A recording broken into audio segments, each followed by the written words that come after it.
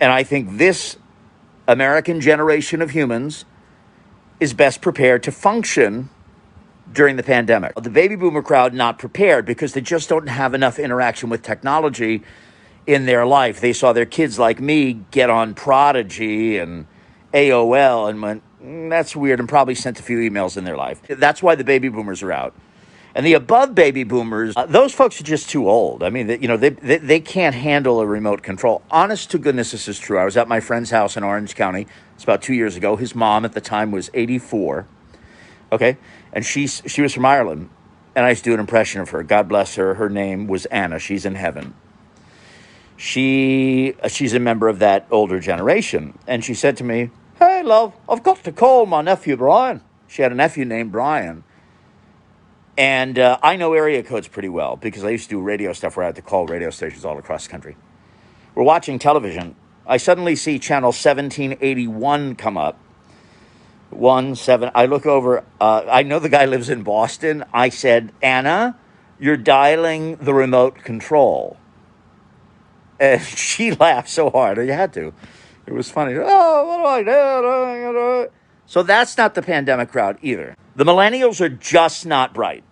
So they have trouble. The millennials have all sorts of problems because they have no wisdom and they're not that smart. And they grew up with basically heavy texting and a lot of computer stuff. And they grew up in an information technology age, and they think what best equips you for life is to know algorithms. It doesn't. Got to know how people are feeling. Understanding how the people feel, how you feel, expressing that. It's about feeling, understanding other feelings, understanding where other people are and where you are, understanding the situation everybody's in. After them, the I generation, because iPhone, iPad, I think of me, I love me, I want to talk about me, I hate my parents, I am the best person in the world, I. So now you're left with Generation X. I'm an MTV generation kid. I grew up with the Pepsi Challenge and the MTV generation. So I like my rock and roll music, man. The timing of my generation is beneficial for this pandemic. Again, remove me from the equation, I'm a basket case. However, people of my generation started their lives with no internet.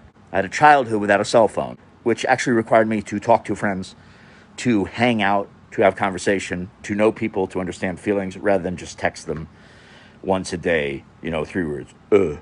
Sup, send, I didn't have any of that technology. It came in my teen years and actually like 16, 17. And it was kind of foreign, obviously.